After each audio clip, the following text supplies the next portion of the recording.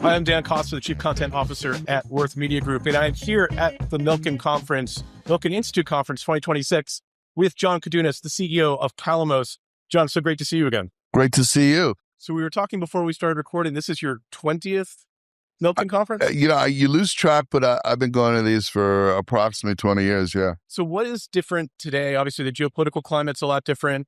You've been here for a couple of days. What is different about this year's event? Look, the new buzz is AI has been the underlying theme on everything. And then the geopolitical risk that we're facing with Iran has been something there's a lot of political people here too, a lot of Congress people, women and men. And that's always, in front of mind. Yeah, you're saying it's one of the things I think is so remarkable is that the economy itself is so strong despite all these geopolitical risks and all that. Can you talk a little bit about like what you see in the economy and, where you think things are going? Sure. I mean, if you look at the economy, you look at earnings, they're still very, very strong.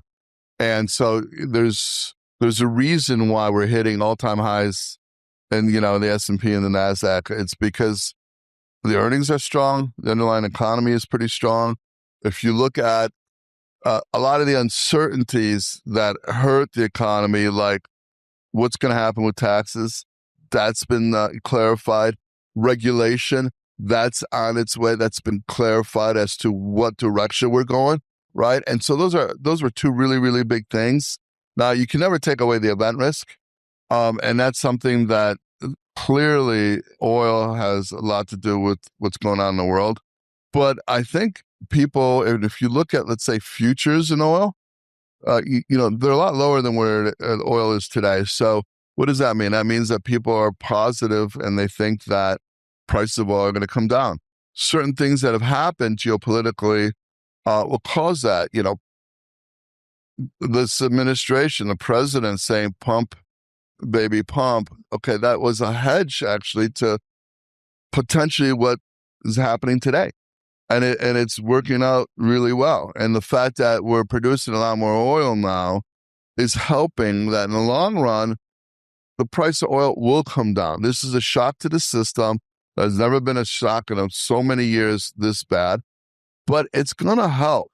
It's going to help the fact that we're producing a lot more oil. It's going to help that we're friendly with Venezuela. And I got to tell you, what Secretary Bessent gives the UAE swap lines, and then all of a sudden, 2 days later, they're announcing they're leaving OPEC. It's not a coincidence? It's not a coincidence, I don't think. And guess what? If they can pump more oil, they're going to do that. And that's going to help in the price of the oil. Oh, and what else happened? OPEC this morning said they're pumping more oil. So I think there's also going to be a resolution in the Strait. It's not going to last forever. And what we're doing in controlling this is really putting a stronghold on Iran.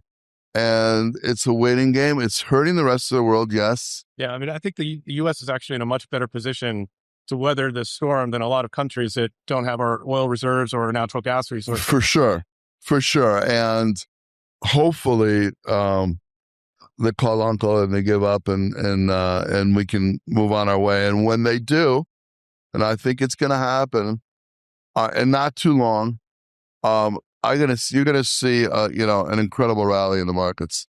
One of the other spaces that you've been very active in is Bitcoin.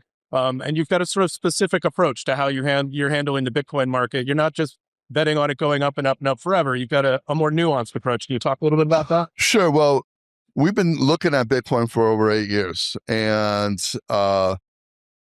the DNA of Calamos Investments has been, we're great risk managers. We're great options traders. We're the largest buyers of convertibles in the country, what's a convertible? You limit your upside, but you dampen your downside, right? And so when we look at Bitcoin, we figured, how can more people adopt Bitcoin? It's the best asset class in terms of performance in the last 10 years. Last year was not good, but if you take all the 10 years, there's no other better performing asset class. But volatility is crazy, and it scares a lot of people. That's why there's only 14% adoption of people that actually bought in the United States Bitcoin. So how can we get more people involved? And not only that, how can we get more institutions and portfolios involved? So when we looked at Bitcoin, we said, we need people to dampen the volatility. So we were the first ones to come out with 100% protected Bitcoin. And then we came out with 90% protected and 80% protected. So in each one of these, there's a cap rate. And 100%, when we launched it, I think it was 11+% of the upside. The 90% was in the mid 20% of the upside. And then the 80% was in the mid 40s. And it changes as the volatility and options change. But there's a reason why we did that. Because if you can plug in the volatility to equal what a typical portfolio, let's call an old-fashioned 60-40, kind of portfolio, your cash equivalent would be 100% protected. The volatility is similar. That's cash, money market, AAA, corporates. But it outperforms. The potential of outperformance is huge, especially at those cap rates and the historic of things. And if you look at 90%, it's more of a commodity or a gold replacement in terms of the volatility and the drawdowns. Yet the potential on average is so much higher for, your yield. And the big one is the 80% protected because the volatility is similar to equities. Mm-hmm. Yet if you look at the S&P over the course of the last 30 years, it's what returns on average just under 10%. Well, Bitcoin is much, much higher. So if you can get cap rates of high 30s, mid 40s, where you can get that much of appreciation and have the same volatility as equities and dampen your downside, what would you rather have in your portfolio? So instead of looking at these products that you might want to have 1 or 2%, we're actually recommending you can go up to 10+% of your portfolio because they match the volatility, yet the potential upside in yield is tremendous using these products because of the underlying Bitcoin. This is sort of part of your overall strategy and approach of like democratizing alternatives.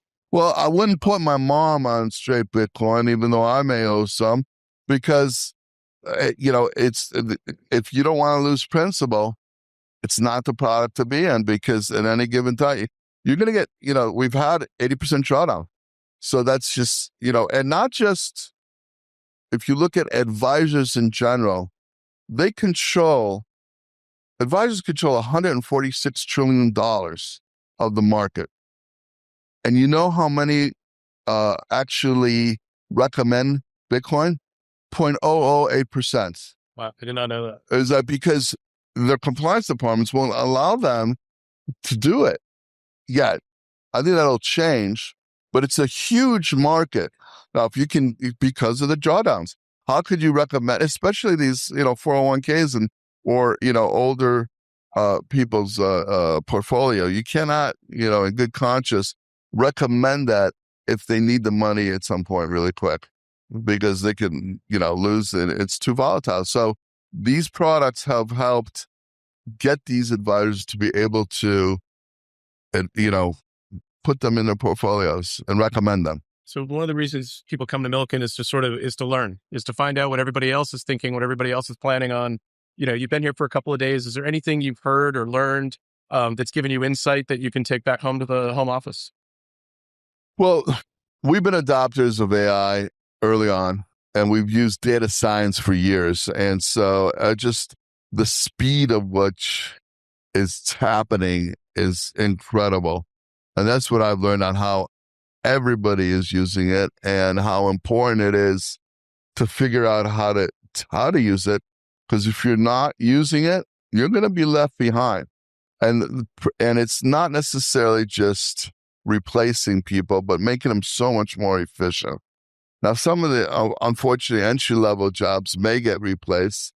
And it's been a lot harder for younger people to get jobs, unfortunately. But it's incredible on how quickly people are adopting it and how more efficient they're becoming. I actually think that at the same time, some of those younger people are going to be of the generation of the approach that they're going to adapt the fastest. So they may not have that easy come out of school, get that first job, but give them a couple of years and they will figure out how the tools work. They'll know how to use them better than a 40 or a 50-year-old. For sure. And they may wind up leaping ahead once we figured out some workflows to take advantage of these new AI tools.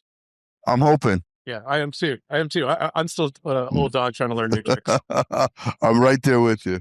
John, thanks so much for taking the time to talk to me. I really appreciate it. No, thank you. I appreciate it. Want to see more stories like that? Go to work.com or check out our videos on YouTube. I'm Dan Costa. I'll see you online.